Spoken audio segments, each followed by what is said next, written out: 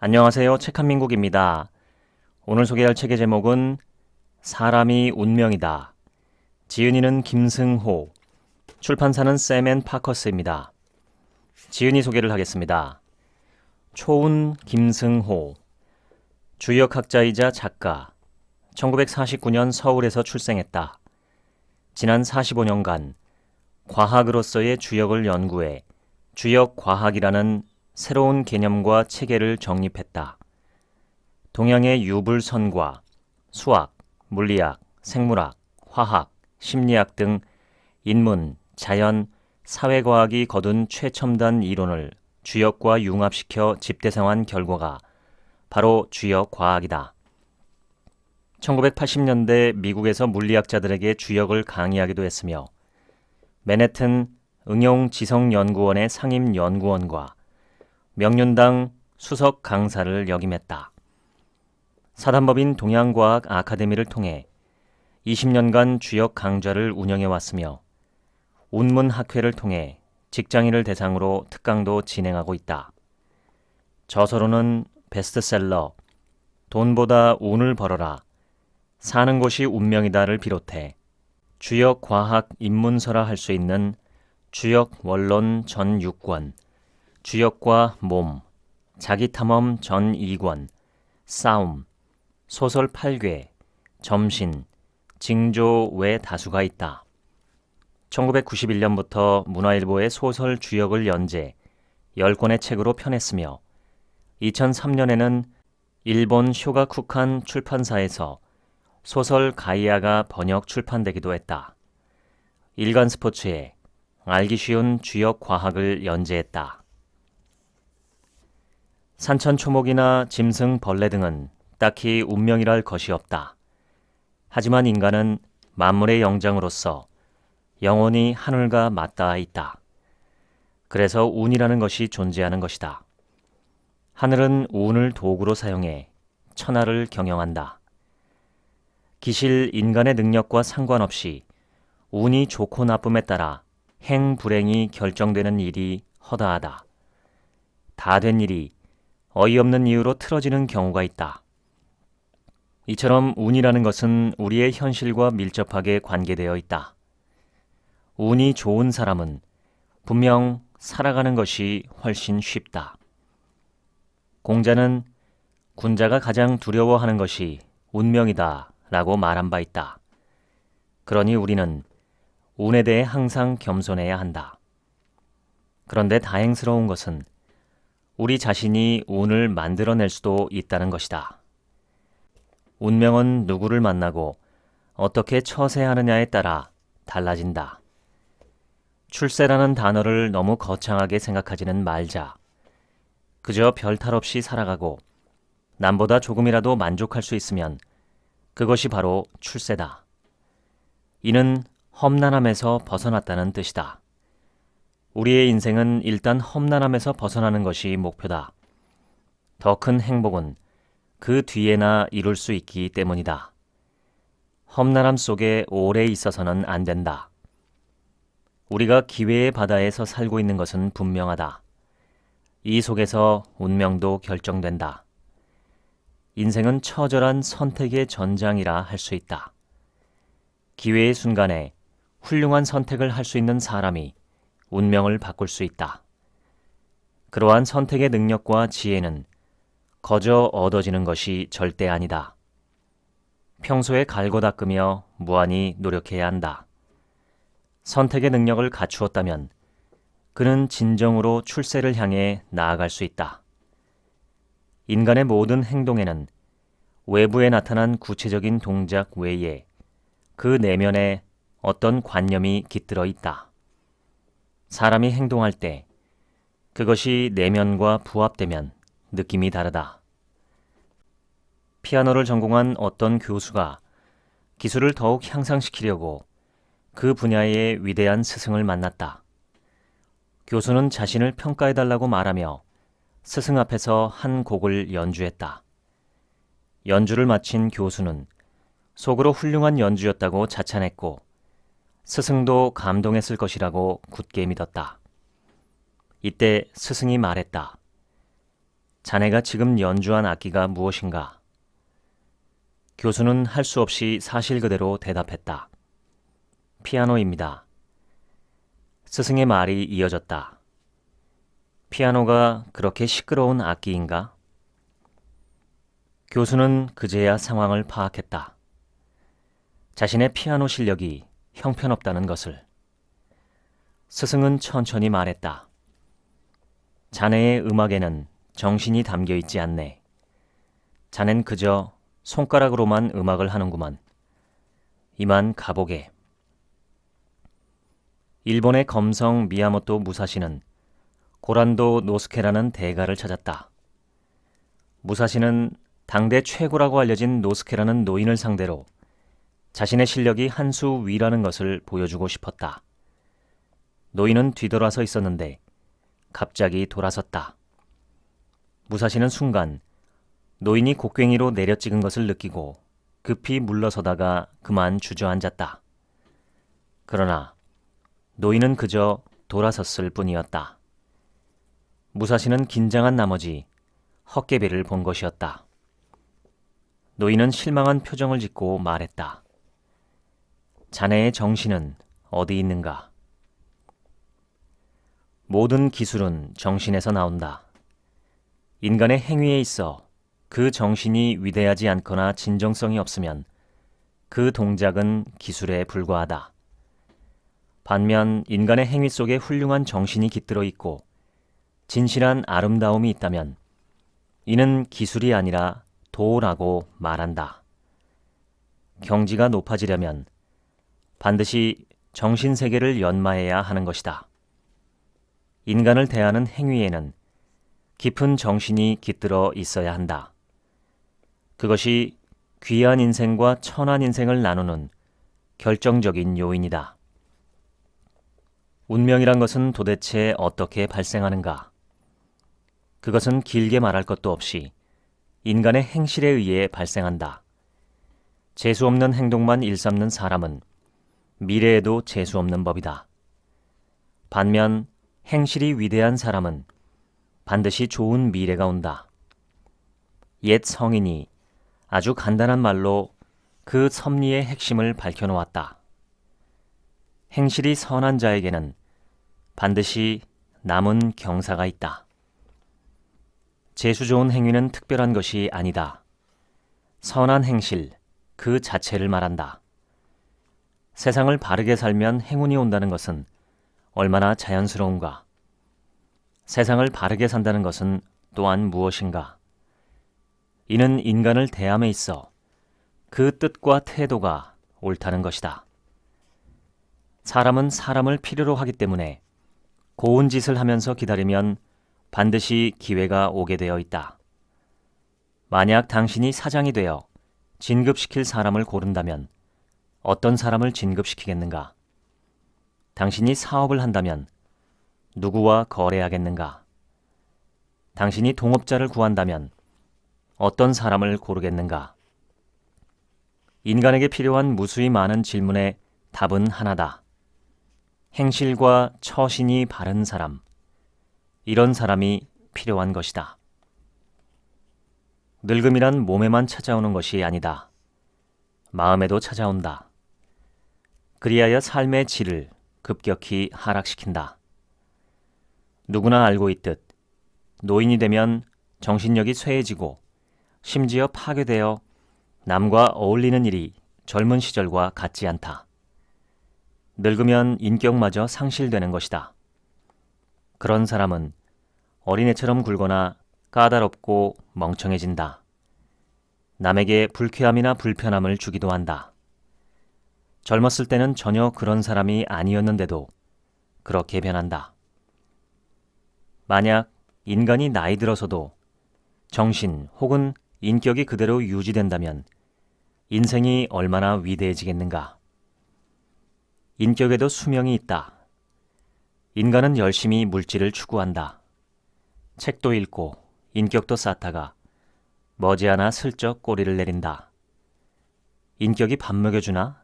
라고 외치며 눈앞에 보이는 이익만을 추구하고 위대한 성품은 정신줄을 놓듯이 놓아버린다. 이른바 속물이 되는 것이다. 내가 오랜 세월 사람을 관찰해 보니 보통 사람은 대개 50세 정도가 되면 인격 수명이 다하는 것 같다. 사람에 따라 다소 차이가 있지만 50세쯤 되면 속물 인생이 시작되는 것이다. 정말 그렇게 되어도 괜찮은가? 아니다. 인간다운 삶을 놓아버릴 수는 없다. 어떻게 하든 인격 수명을 늘려야 한다. 소크라테스가 이렇게 말했다. 왜 여러분은 현실의 부귀 영화를 추구하는 것만큼 인격을 추구하지 않습니까? 공자는 노년에 이르러 이렇게 말했다. 마음이 원하는 대로 행동해도 법도에 다 맞았다. 위대한 사람이란 본시 몸이 늙어도 마음은 늙지 않는 법이다. 강력히 당부하고 싶다. 인격 수명을 늘리라고. 죽는 그날까지 말이다. 인생이란 인격이 높으면 높을수록 행복해지는 법이다. 그리고 강해진다. 힘있는 젊은이보다 훨씬 강해지는 것이다. 인격 수명을 늘리는 좋은 방법이 있는가? 옛 사람이 말한 많은 방법들이 있다. 젊어서 많은 책을 읽고 위대한 사람이 되겠다는 포부를 키우고 매사에 반성하고 몸과 마음을 항상 경건히 하고 인격의 가치를 추구하고 성인의 가르침에 충실하고 하늘을 공경한다면 인격 수명은 끝나지 않을 것이다. 인격이 아주 높아진다면 죽음도 두렵지 않게 된다. 당신은 현재 세상을 살아가는 데 있어 고칠 것이 더 없는가? 전혀 없다고? 질문을 한 번 더 바꿔보자. 당신은 현재 주변 사람들로부터 존경을 받거나 각광을 받고 있는가? 많은 사람들이 당신을 좋아하고 가까이 하고 싶어 하는가? 얼마나 그런가? 다시 묻겠다. 당신은 더 고칠 것이 없는가? 이 질문은 이렇게 바꾸어 말할 수 있다. 당신은 윗사람에게 사랑받고 아랫사람에게 존경받으며 벗들에게는 신임을 받는가? 아주 대단히 그러한가를 묻는 것이다. 점수로 치면 100점에 가까운가? 평균을 넘는 정도로는 부족하다. 현재 그저 그렇다면 필경 먼 미래에도 지금과 비슷하거나 오히려 퇴보해 있을 것이다. 그러면 성공은 꿈도 꾸지 말아야 한다. 그렇다면 어떻게 해야 한단 말인가? 간곡히 답을 말하겠다. 인간관계는 거의 만점을 받아야 한다. 현재에 더할 것이 없을 정도로 최선을 다하면 웅덩이가 가득 차 넘치는 것과 같이 신기하게도 새로운 돌파구가 열리는 법이다. 현재 상황에서 더할 나위 없이 최선을 다하면 그리고 실제로 최고에 이르면 갑자기 예상치 못한 상을 받든 진급을 하든 로또가 당첨되든 반드시 무엇인가 새로운 것이 도래한다는 것이다. 현재 자신이 있는 곳에서 잘하면 멀리 있는 좋은 운명이 반드시 찾아오게 되어 있다. 직장에서 동료들과 힘써 어울렸는가? 주위 사람들에게 늘 명랑한 모습을 보였는가? 사소한 서비스라도 진심으로 베푼 적이 있는가? 어려움에 처한 누군가를 편들어준 적이 있는가? 계산 없이 작은 선물을 나누어 준 적이 있는가? 누군가가 내기 전에 먼저 찻값을 낸 적이 있는가? 스스로 사무실 청소를 한 적이 있는가? 남을 돕기 위해 퇴근을 미룬 적이 있는가? 옆 부서 사람과 마주치면 깍듯하게 인사를 했는가? 회식 자리에 끝까지 남아 있었는가? 겸손했는가? 남이 말하면 진지하게 듣고 고개를 끄덕여줬는가? 계속 적어나가면 100가지도 넘게 쓸 수 있다. 과연 당신은 그 중에 몇 가지나 잘하고 있는가? 잘하고 있는 것이 넘치도록 많다면 운명의 신이 당신을 좋은 곳으로 끌고 갈 것이고 주위 사람들도 당신을 높은 곳으로 올려줄 것이다. 가득 채우면 넘쳐 흐르는 것이 자연의 이치이자 운명의 이치다. 하늘은 생과 사를 초월한 삶의 근원에 속한 절대 가치일 것이다. 우리는 절대로 그러한 존재를 배제할 수 없다. 신이 없다고 주장하는 사람도 암암리의 절대 가치를 인정하고 있을 것이다. 그것이 결국 하늘이다.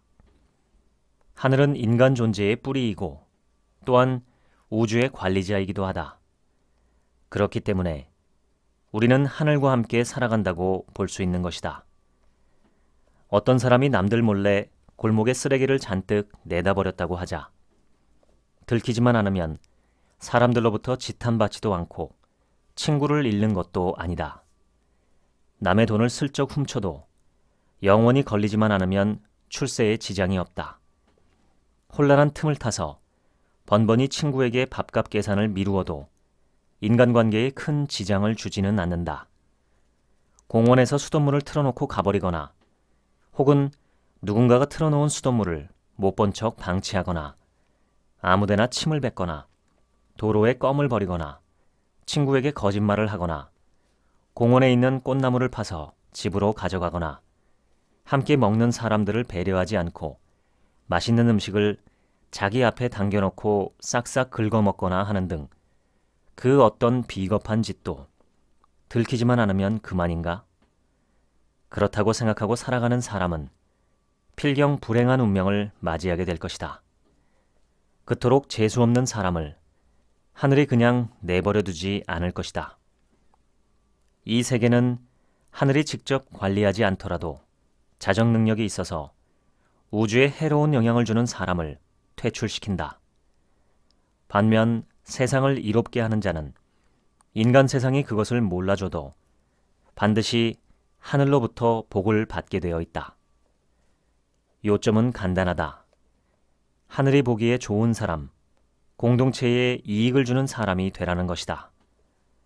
다만 어떻게 처신해야 하는지 잘 모르는 경우가 있을 수도 있다. 그러기에 항상 자신의 인격 수준을 높이도록 노력해야 한다는 것이다. 세밀한 것도 놓치지 않아야 한다. 남들이 알아주기만을 기대해서는 안 된다. 스스로 고귀한 사람이 되어야 한다.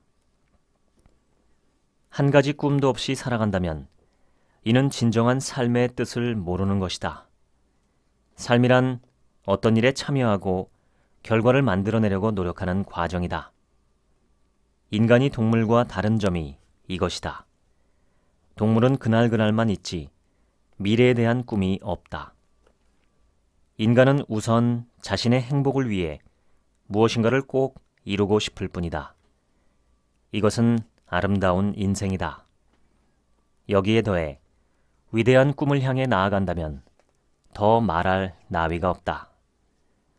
공자는 아침에 도를 깨달으면 저녁에 죽어도 좋다라고 했다.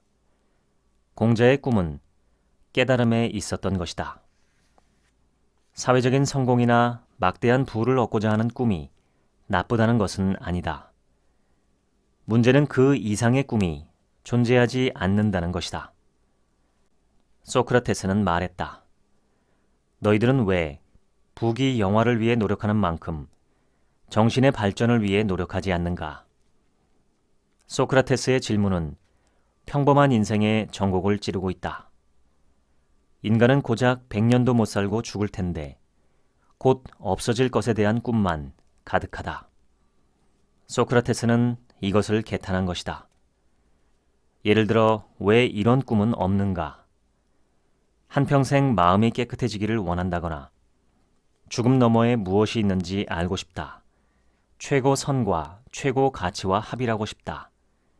성인이 간절히 바라는 그런 사람이 되고 싶다. 위대한 정신의 소유자가 되고 싶다. 온 세상의 최고 지성이 되고 싶다. 죽는 날까지 인격을 계속 높여나가고 싶다. 영원한 것을 추구하고 싶다 등 정신세계를 보양시키는 꿈도 무수히 많을 것이다. 사실 인생에서 최고의 가치는 죽는 날까지 정신세계와 인격의 성숙을 추구하는 것이다. 나는 수천 명의 사람을 만나 꿈을 물어봤는데 인생의 꿈이 성인의 가치를 추구하는 것이라고 말하는 사람은 단 한 명도 없었다. 과연 하늘 아래 가장 미운 원수는 누구일까? 세상에서 가장 지독한 원수는 자기 자신이다. 왜냐하면 오늘날의 나는 나 자신이 만들었기 때문이다. 다른 조건이나 환경은 차치하고 여기서는 정신 상태를 말하는 것이다. 우리는 모두 무엇인가 확실히 부족하다. 그것을 그렇게 되도록 만든 것은 자신이기 때문에 모든 책임을 자신이 져야 한다. 더 잘 될 수도 있는데 지금처럼 된 것이다. 프랑스 속담에 이런 말이 있다. 내 목에 그림자가 빗둔 것은 내 목이 빗둘기 때문이다. 오늘날 내가 갖게 된 어떤 습관이나 정신 상태는 순전히 나 자신으로부터 나왔다. 그러니 반성해야 한다. 항상 반성해야 한다. 남의 장점과 나의 단점을 잘 찾아내는 것은 운명을 개선하는 데 있어서 최고의 기술이다. 강태공은 세상이 망하는 길을 다음에 3가지로 얘기한 바 있다. 선을 보는데 게으르고, 때가 되었는데도 꼼짝하지 않고, 나쁜데도 견디는 것. 나 자신이라는 이 원수를 없애버리는 방법은 반성뿐이다. 인간에게는 4가지 부지런해야 할 것이 있다. 이미 생긴 악을 없애고, 앞으로 생길 악을 방비하고, 아직 생기지 않은 선을 열심히 만들고, 이미 생긴 선을 더 키우는 것이다. 강태공의 가르침도 이와 다를 바 없다. 악은 견디지 말고 뿌리 뽑아야 한다. 지금 이 순간에도 당신이 당신 자신을 만들고 있다는 것을 망각해서는 안 된다. 사람의 존재는 다른 사람에 의해 규정되는 것이니 타인과 많이 연계되어 있다는 것은 그의 존재의 의미를 강화시키는 중요한 요인이 된다. 간단히 말하면 한 사람의 역사가 남에게 알려지지 않으면 그는 존재했어도 존재한 것이 아니라는 의미다. 산속에서 혼자 살다가 죽어간 사람은 남들에게는 혹은 세상에는 없는 사람과 마찬가지다. 그 사람은 타인에게 어떤 역사를 남겼을까? 없다. 그러므로 그는 없는 것이다. 나는 인생에 어떤 역사를 남길 것인가를 깊게 생각해 봐야 한다. 역사가 없는 사람은 미래도 없다. 예의란 도대체 무엇일까? 그 본질은 바로 사랑이다. 공자는 이렇게 말했다. 자기를 극복하고 예의를 회복하는 것이 곧 인이다. 예의를 갖추려면 어떻게 해야 하는가? 그것은 자신의 본능을 억제하는 것에서 시작한다. 사람은 누구나 하고 싶은 행동이 있다. 그러나 이때 남의 입장을 고려해야 한다. 그래서 첫째가 자기 억제다. 예의가 없는 사람과는 마주하고 있기가 어렵고 불편하다. 사랑이 없는 자와 교류한다는 자체가 불가능한 일일 수 있다. 그러한 만남은 아무런 뜻도 없다. 공자가 말했다. 예가 아니면 보지도 말고 듣지도 말고 말하지도 말고 행하지도 말라. B라는 사람이 있다. B는 업무 시간 외에는 직장 동료들과 전혀 어울리지 않았다. B는 거절의 달인으로 유명하다. 바쁜 일이 있어서, 몸이 좀 불편해서, 오늘은 사정이 있어서 등등. 이 사람은 어떤 존재일까? 남과의 교류가 0점인 존재다. 한마디로 아주 재수없고 나쁜 사람이다. B는 세상의 뜻을 모른다. 인간의 쓸모는 원래 노동력에 국한되어 있는 것이 아니었다. 일이란 생계 유지를 위한 최소한의 활동일 뿐이다. 인간에게 있어서 더 중요한 것은 교감이다. 만물은 교감하며 존재한다. 인간은 일을 못해도 남과 교감하는 것을 중단해서는 안 된다. 인간관계는 순간순간 수입을 잡기 위해 하는 것이 아니다. 인생이란 사람에게 사람다운 짓을 함으로써 점점 더 많은 친구를 얻어가는 과정이다. 남에게 베풀면 친구를 얻게 되고 오랜 세월 동안 그렇게 하면 인간 세상에 좋은 역사를 남기게 된다. 인간을 대할 때 이익만 얻으려고 해서는 안 된다. 다른 사람이 그렇게 살아간다 해도 우리는 그렇게 살면 안 된다. 이 세상은 공존의 논리를 바탕으로 존재한다. 누군가가 일방적으로 자기 이익만 추구하면 공존의 논리가 무너지기 때문에 세상이 그를 단죄할 수밖에 없다. 비록 현실이 가난하다고 해도 비겁해지거나 야가 빠진 사람이 되어서는 안 된다. 주위 사람들은 바보가 아니다. 내가 어떤 행동을 하면 사람들은 그것을 오랫동안 잊지 않는다. 왠지 싫은 사람은 분명히 이유가 있다. 필경 보이지 않는 곳에서 더러운 행동을 하고 있을 것이다. 그 중에서도 천한 행동은 운을 나쁘게 만드는데 1등 공신이다. 사람을 잘 사귀어두면 분명 인생에 도움이 된다. 그런데 아무나 만나서는 안 되고 쓸만한 사람을 만나고 사귀어야 한다. 공자는 이렇게 말했다. 말할 사람과 말을 하지 않는 것은 사람을 잃어버리는 것이요. 말하지 않을 사람과 말을 하는 것은 말을 잃어버리는 것이다.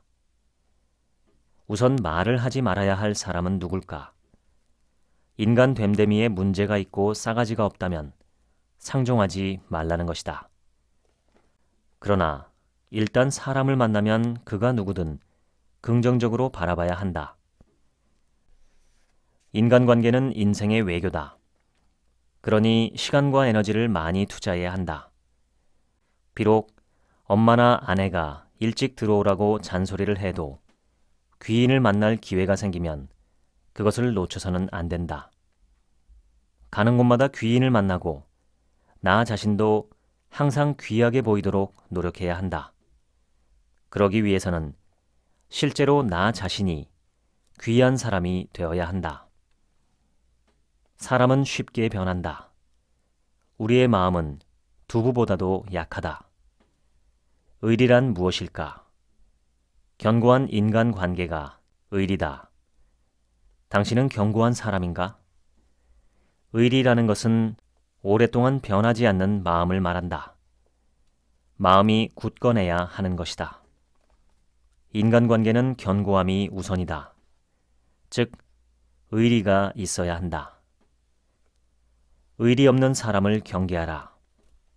뿐만 아니라 우리 자신이 견고하고 믿을 수 있는 사람이 되어야 한다. 인간관계에 있어서는 정의를 먼저 논하지 말고 상대방의 입장을 먼저 생각하라. 항상 남을 먼저 생각해 주다 보면 반드시 내 차례가 오는 법이다. 주역에 이런 말이 있다. 앞서가면 혼미하고 뒤따르면 얻는다. 남을 먼저 생각해 주고 상대가 어려운 일을 당했을 때는 힘써 도우라는 것이다. 세상을 살아가는데 정의가 유일한 판단의 기준은 아니다. 사실 세상의 행동 원칙은 사람을 앞세우는 것이다. 사람이 정의보다 훨씬 위에 있다.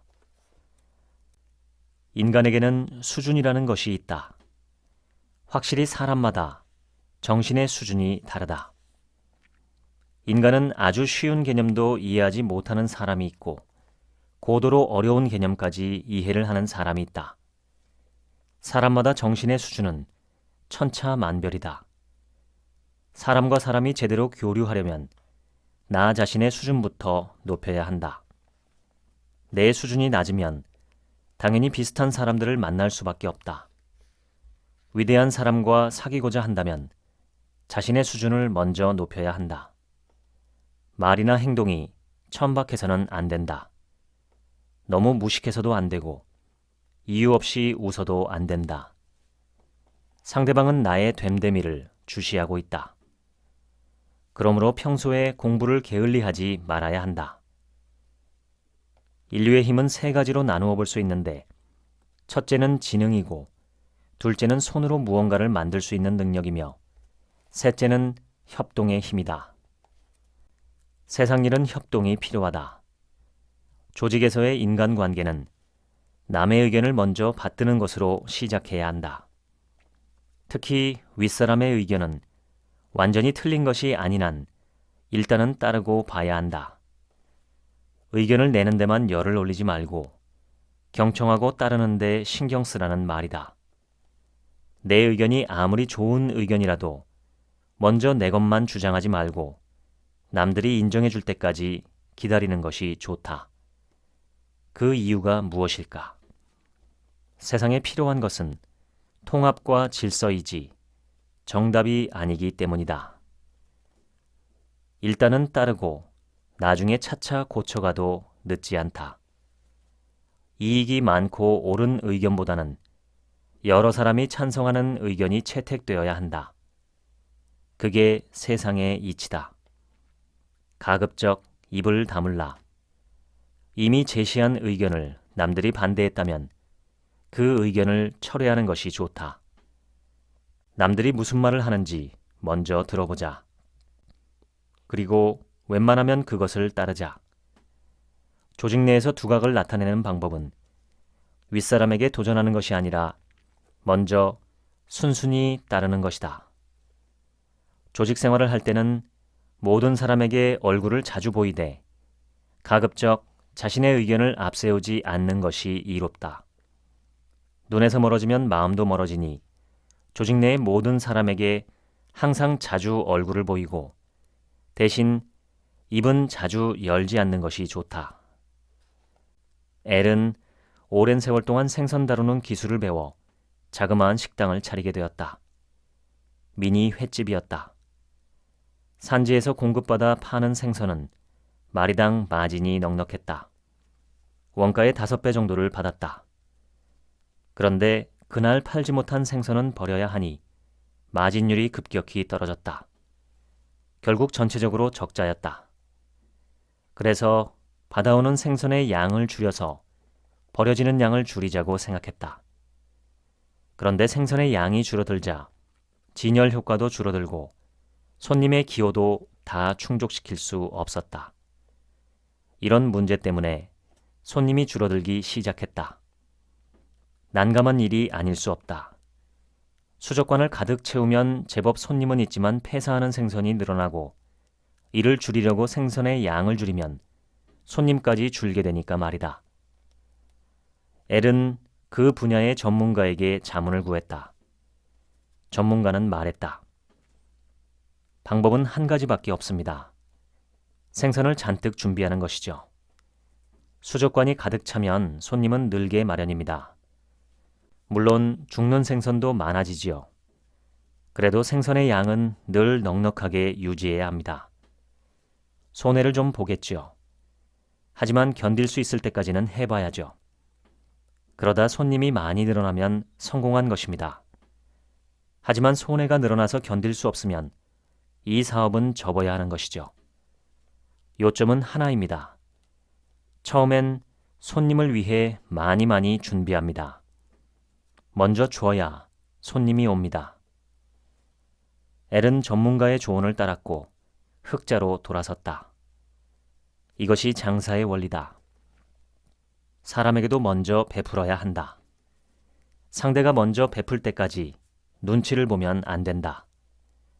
무조건 내가 먼저 나서서 상대를 배려해야 한다. 가는 곳마다 그래야 한다. 그렇다면 나만 주라는 말인가? 그게 아니다.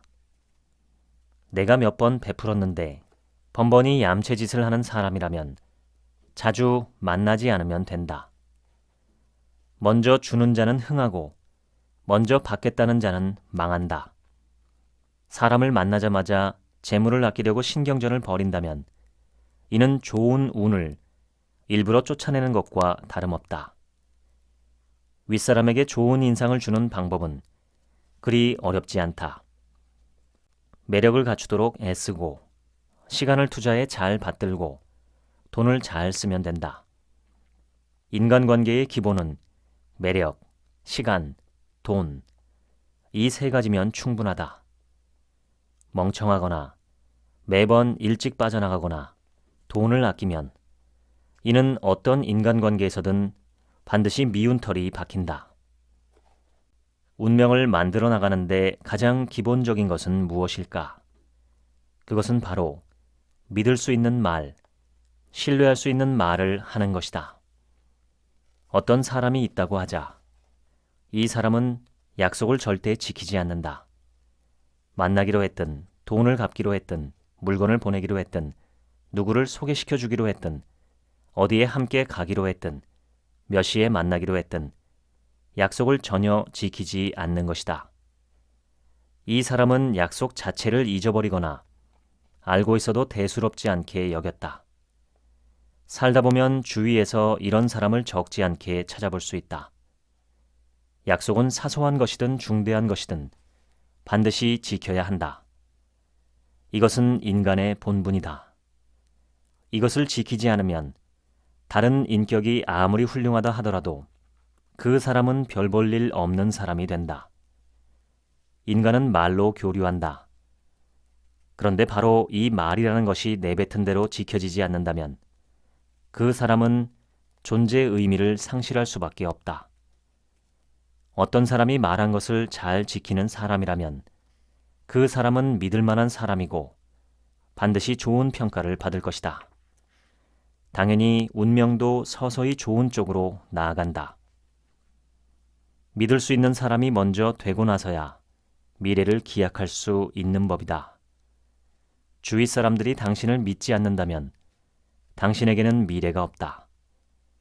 사람이 그를 믿지 않는다면 하늘도 그를 믿지 않고 버릴 것이다.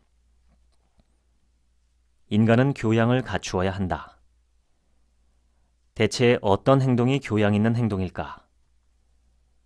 예의 바르게 인사하기, 쩝쩝거리며 먹지 않기, 남에게 양보하기, 화내지 않기, 온화하고 고상한 말투로 말하기, 차림새를 단정히 하기, 침착하게 행동하기, 밝은 표정 짓기, 큰 목소리로 성내지 않기, 남에게 혐오감을 주는 행동을 하지 않기, 격식 있는 자리에서 정장 차려입기, 겸손하게 말하기, 주위 사람들을 배려하기 등이 모두 교양 있는 행동이다.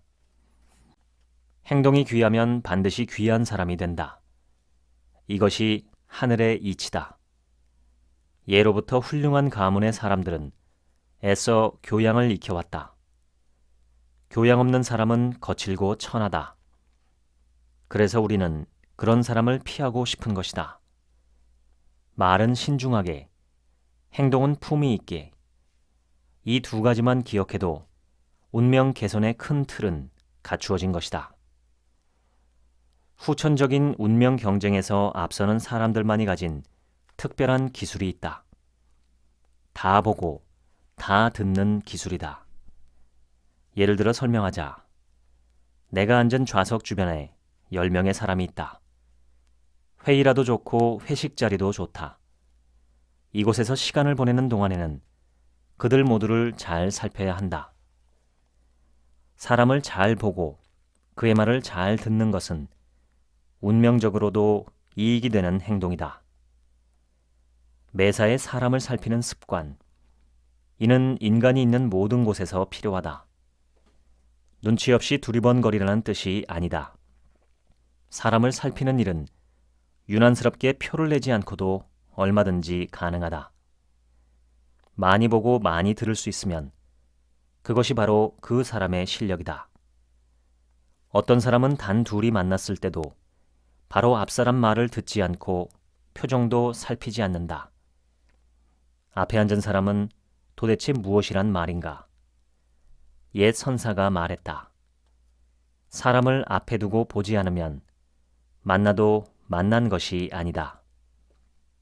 인간은 모름지기 다른 사람의 마음속에 무슨 일이 일어나고 있는지 파악하며 지내야 한다. 앞사람이 화가 났는지, 나를 비웃고 있는지, 지루해하는지, 슬쩍 빠져나갔는지, 누군가가 혼자 외톨이가 되어 있는지, 음식을 혼자 다 먹어치우는지 등을 알고 있어야 하는 것이다. 총명이란 지혜롭다는 뜻으로 사용되는데 실은 그런 뜻이 아니다. 총명이란 문자 그대로 귀 밝고 눈 밝은 것을 뜻한다. 잘 듣고 잘 본다는 뜻이다. 지혜는 보고 들은 것의 뜻을 파악하는 능력을 말한다. 총명함이 없으면 지혜가 아무리 뛰어나도 소용이 없다. 관찰은 인생사의 모든 면에서 최우선으로 꼽아야 할 절대 기술이다. 공자는 이렇게 말했다. 소인은 함께 있어도 화합하지 않는다. 즉, 소인배는 남과 있을 때 다른 곳을 보고 있거나 딴 생각을 하고 있다. 고개를 숙이고 있거나 혼자 쩝쩝대며 먹고 있다. 이것저것을 두리번거리며 부산스럽게 행동하기도 한다. 또 어떤 사람은 스마트폰을 열심히 들여다보고 있다. 공자는 이를 개탄했다. 화합이란 사람들과 서로 잘 어울리는 것이고 이것을 하려면 주변에서 일어나고 있는 모든 일을 세심하게 파악해야 한다. 만일 어떤 사람이 많은 사람을 살필 수 있고 각각의 속뜻을 파악해 적절히 행동할 수 있다면 그 사람은 남들로부터 추대를 받을 것이다. 인간은 남들로부터 선택되어야만 성공할 수 있는 법이다. 인간은 자신이 괴롭다고 남 앞에서까지 우울함을 보여서는 안 되는 법이다. A와 바닷가에 간 적이 있었는데 저 멀리 좋은 경치가 보여 나는 그곳으로 가자고 했다. 이때 A가 말렸다. 가면 뭐해, 거기도 그냥 바다지. 뭐 밥이나 먹으러 가자고. 친구 B도 있었는데 그는 처음부터 우울해하면서 대화에 끼어들지도 않았다. 결국 우리는 식당에 갔는데 그곳에서도 A는 김새는 소리를 하고 있었다. 음식이라고 뭐 별것도 없네. 그냥 아무거나 먹자고. B는 아예 고개를 숙이고 있었다. 될 대로 되라는 식으로. 이때부터 나는 그 여행에 흥이 나지 않았다. 세상을 일부러 재미없게 보려는 자와 공연히 우울한 자라니. 나는 그날 이후로 그들을 만나지 않았다. 사람은 열정을 가지고 살아야 한다. 세상이 재미있어야 한다. 그런 사람을 만나면 사람들은 왠지 기분이 좋아진다. 그리고 그 사람이 좋아진다. 좋은 기분을 유지하고 남에게까지 그것을 전파할 수 있다면 그는 한 송이 아름다운 꽃과 같다. 세상에 재미있는 것만 재미로 삼으면 나중엔 세상이 다 재미없어진다. 재미없는 것도 재미있게 바라봐야 한다. 나는 어려서 아주 많은 결함을 갖고 있었는데 거의 정신병 수준이었다. 병의 증상은 주로 잘난 척에 관한 것인데 당시 나는 세상에서 내가 가장 잘난 사람이라고 생각했다. 그런데 세상을 오래 살아보니 나와 같은 꼴까병을 가진 사람이 의외로 많다는 것을 알게 되었다. 사람은 일단 자기 자신이 잘났다고 생각하는 순간 발전의 속도가 확 줄어들거나 아예 발전이 없어진다. 잘난 척은 혼자 있을 때도 하지 말아야 하고 남들과 있을 때는 더더욱 하지 말아야 한다. 세상 사람들이 가장 싫어하는 사람은 누구일까? 잘난 척하는 놈을 가장 미워한다.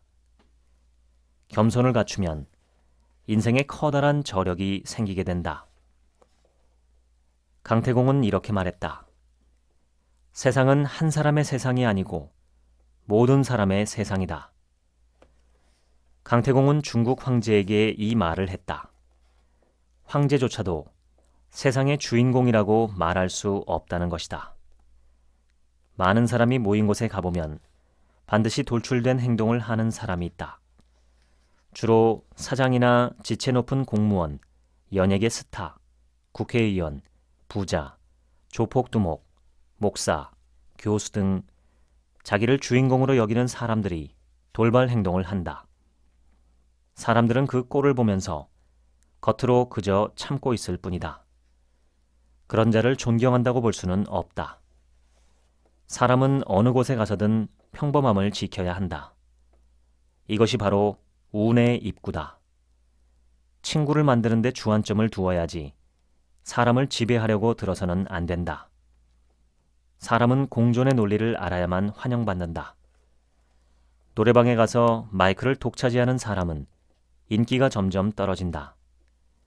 자기만 주인공이 되려고 하는 사람은 뻔뻔한 사람이다.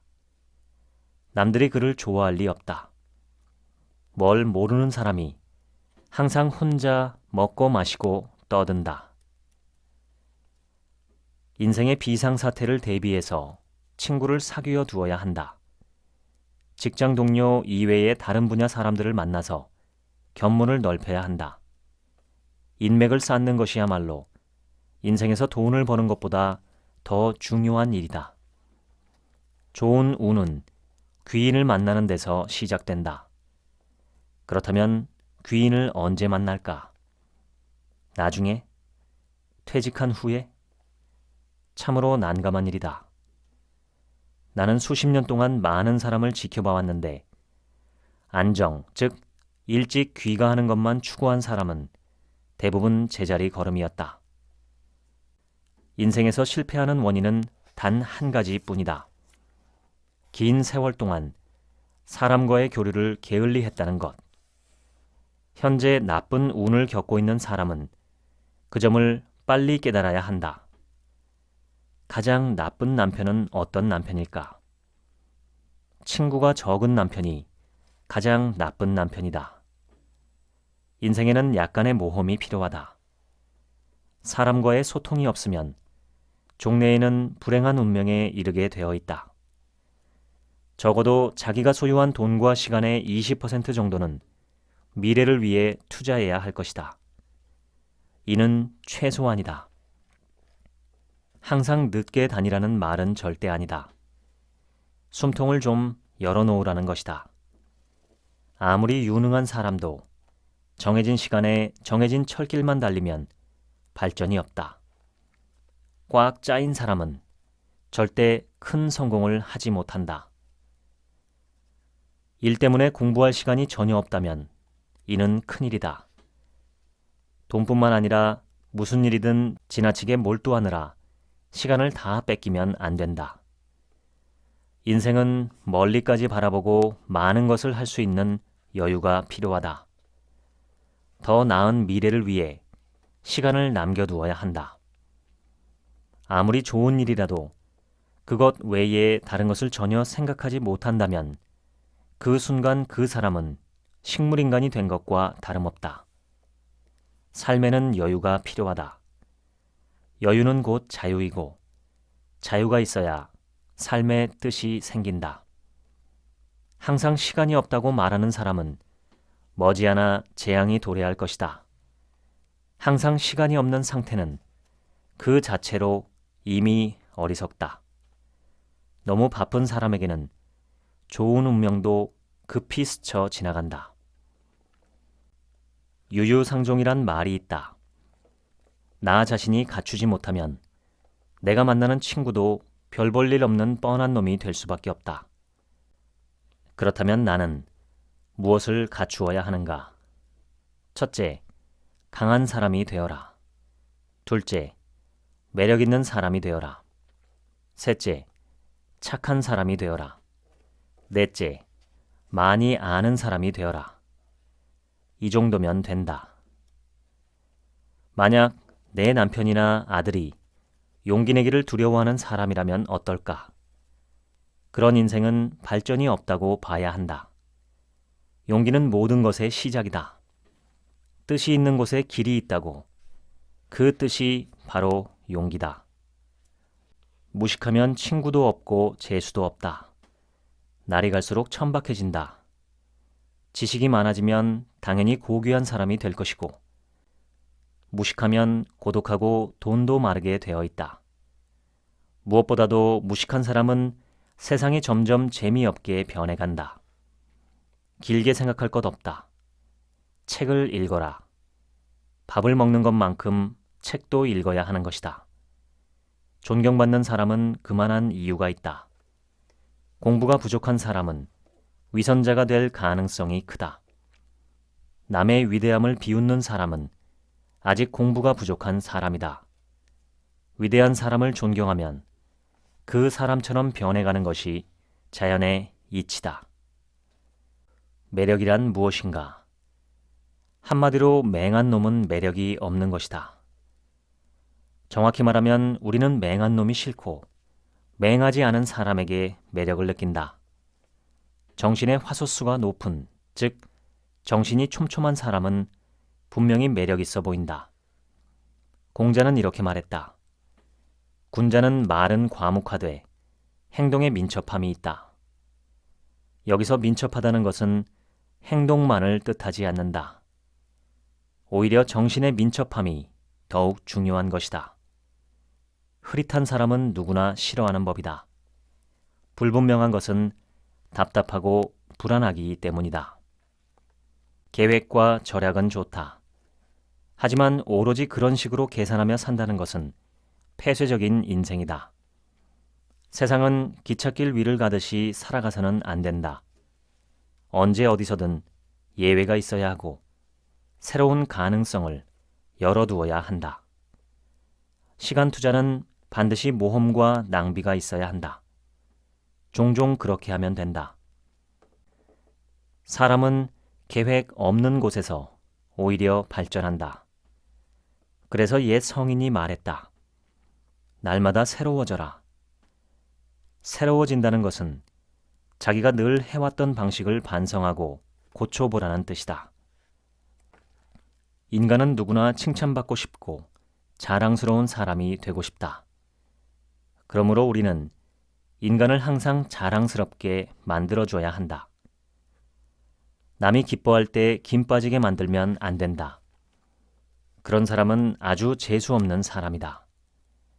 반면 별로 특별한 일이 아닌데도 대단한 일처럼 칭찬해주고 기뻐해준다면 상대방은 행복해진다.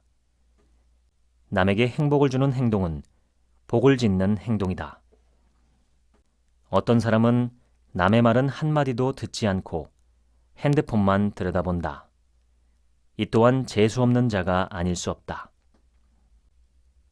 당신이 무언가를 자랑할 때 상대방이 그것을 못 들은 척하면 당신은 행복한가? 번번이 그런 행동을 하는 자를 가까이에서 사귀고 싶은가? 세상은 서로 축복해주면 더욱 즐거운 곳이 된다. 사람이 사람을 외면하면 이는 남을 해치는 행위와 똑같다. 사람은 함께 해야 한다. 내가 먼저 나서서 남에게 관심을 쏟아 부어줘야 한다. 그렇게 해야만 나도 언젠가는 관심받는 존재가 된다. 축복받는 사람은 행복한 사람이고 축복을 해주는 사람은 위대한 사람이다. 하늘은 남에게 축복을 주는 사람에게 더 큰 축복을 내려주는 법이다. 항상 남의 잘잘못을 가리며 자유를 빼앗으려는 자가 세상에서 가장 무서운 죄인이다. 그저 남이 하는 모든 일에 대해서 그것을 비판하며 자기 생각을 강요하는 것은 정신적인 강간이나 마찬가지다. 인간을 규제하려고 하거나 사사건건 참견하는 자는 어디에서도 절대 환영받지 못한다. 그런 사람은 결국 고독해진다. 사람이 늙어서 하는 나쁜 짓 중에 가장 나쁜 짓은 참견이다. 공자는 이렇게 말했다. 그 지위에 있지 않거든 그 정사를 논하지 말라. 배움이 짧은 사람과 속이 좁은 사람은 남을 참견하기 위해 두리번거린다. 귀신보다 무서운 사람이 바로 그런 사람이다. 모든 기륭화복은 사람에서 시작되어 사람으로 끝난다. 그저 내가 인간에게 인간답게 대한다는 것이 내 운명에 좋은 것이다. 한 번 보고 다시 보지 못할 사람일지라도 최선을 다해 베풀어야 한다. 내가 항상 인간을 바르게 대하면 하늘이 다 보고 있다. 그게 전부다. 모든 일에 즉시 대가를 바라는 사람은 졸렬한 사람으로서 이런 사람은 항상 무언가를 원망할 준비가 되어 있다. 상종하지 말아야 할 사람이다. 나에 대한 평가는 죽고 나서 내려져도 상관없다. 나를 그리워하고 기억하는 사람이 있다면 이는 처세에 성공한 것이다. 나를 기억하는 사람이 있다면 나는 죽어도 살아있는 것이다. 반면 그 누구의 마음속에도 내가 없다면 나는 살아있어도 죽은 것이다. 지금까지 사람이 운명이다 소개해드렸습니다. 지금부터는 제 얘기입니다. 이 책의 내용을 토대로 운명이란 게 무엇일까 생각하다가 컨디션이라는 단어가 떠올랐습니다. 조건, 상태라는 뜻이죠. 운명은 삶의 조건이나 상태 같은 개념이 아닐까 합니다. 운명은 우리가 바꿀 수 있는 부분과 바꿀 수 없는 부분으로 나뉩니다. 나의 부모 형제, 신체와 재능부터 시작해서 한국에 태어난 것 등이 모두 내가 바꿀 수 없는 조건들입니다. 바꿀 수 없는 것을 바꾸기를 바라면 나만 괴로워집니다. 깨끗하게 받아들이고 삶의 기본 출발점으로 인정하면 오히려 삶의 원동력이 됩니다. 가령 달리기 시합을 하러 갔는데 출발선이 똑같지 않고 나만 30m 뒤에서 출발하도록 되어 있는 시합이 있다면 어떨까요? 삶에는 이런 일들이 비일비재합니다. 반대로 어떤 땐 나 혼자 30m 앞에서 출발하는 경우도 있습니다. 인간이 아무리 노력해도 삶의 모든 조건을 완전히 공정하게 만드는 것은 불가능합니다. 초기 조건 자체가 불공정하고 진행 과정도 사람마다 천차만별이기 때문에 인간의 눈으로 볼 때 삶은 공정하다고 보기 어려운 것이 자연의 이치입니다. 다만 삶이라는 거대한 행운을 타고났다는 것, 그리고 그 행운은 언젠가 종점이 있다는 점만이 모든 사람에게 공정하지요. 이런 조건을 받아들이는 것이 현명합니다. 운명의 나머지 부분, 즉 우리가 바꿀 수 있는 부분은 바꾸기 위해 적극적으로 행동하는 것이 좋습니다. 이 책은 바로 이 부분을 다루고 있습니다. 핵심을 짚자면 훌륭한 인간, 인간다운 인간이 되는 것입니다. 지식과 교양을 쌓는 일, 타인을 존중하고 더불어 살아가는 일, 이 세상과 사회에 해를 끼치지 않고 협력하는 일, 인생의 더 큰 가치를 추구하는 일 등 우리가 운명을 바꾸기 위해 할 수 있는 일은 무척 많습니다. 이것은 내 운명을 내 의지로 좋은 방향으로 변경하는 행위입니다. 하지 않을 이유가 없죠. 저자는 재수 없는 행동에 대해서도 상세하게 설명합니다. 한마디로 교양 없고 매너 없고 무례하고 이기적이고 성장에 게으른 모습입니다. 특히 나이 50쯤 되면 사람들의 인격 수명이 끝나고 속물로 변하기 시작한다는 내용이 저는 참 인상적이었습니다. 물론 50이 아니라 10대, 20대부터 그런 사람들도 있지만 그것은 범죄자 또는 인간 말종에 가까운 것이니 논외로 해야겠지요. 이 책에서 50쯤부터 속물로 변한다는 내용은 선량한 보통 사람들이 나이 50쯤 되었을 때부터 인간답고 아름답게 타인과 더불어 잘 살아야겠다는 내면의 긴장을 풀어버리고 내 이기심이 폭발하는 대로 산다는 뜻이라고 생각합니다.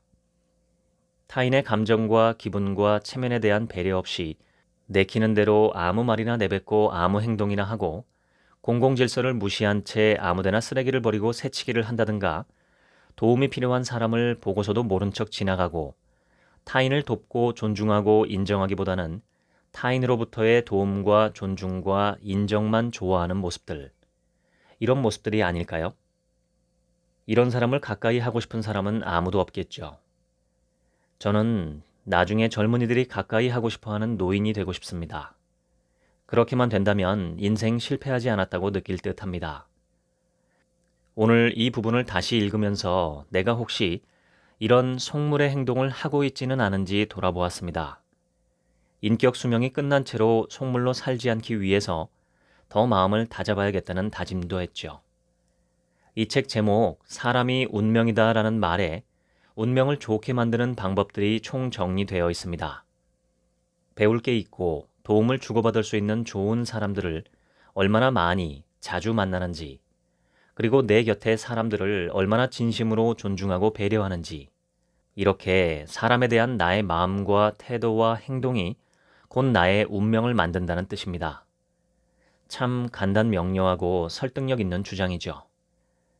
이 주장에 비추어 저의 과거 언행을 생각해보면 정말 이불킥 하고 싶은 적이 많습니다. 머리 감다가 머리카락을 쥐어뜯고 싶을 때도 있죠. 그때 내가 왜 그런 말을 했을까? 왜 그렇게 행동했을까? 그때 이렇게 말하고 저렇게 행동했더라면 훨씬 더 좋았을 텐데. 그 사람은 그때 기분이 상했겠다.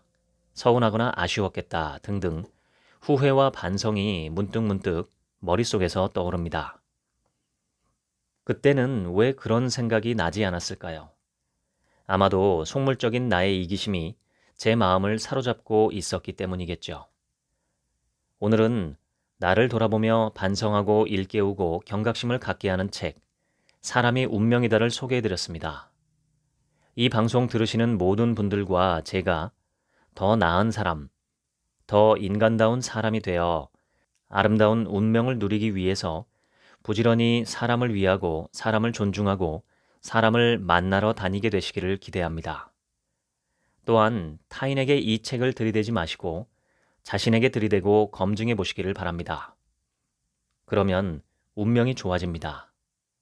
지금까지 책 한민국의 하루치 생각이었습니다. 감사합니다.